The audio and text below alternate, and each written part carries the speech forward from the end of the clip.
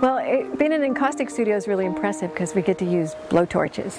So everybody likes that about the propane and the butane, and it's really kind of fun, actually. Although I will admit I didn't set everything on fire the first 2 weeks I had a torch. But I have electricity is a big requirement for the encaustic painter because we have to melt the wax.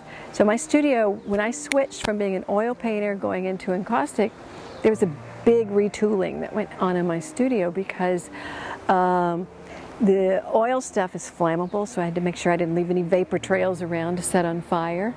The Encaustic Studio requires the heating element, so there are hot plates, there's a heat gun, there's the propane torches.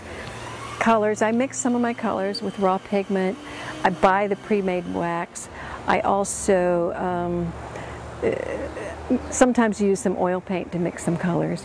And then I do a mixed media approach. So I use oil sticks frequently. I use spackling and compound to make textures.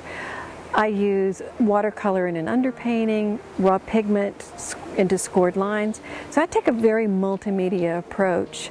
And that probably comes from my training, you know, that I have learned to use all these materials and like most of them. So you want to be careful not to get too much going on, but I do like the ability to take as many materials as I need to complete the composition that I'm working on.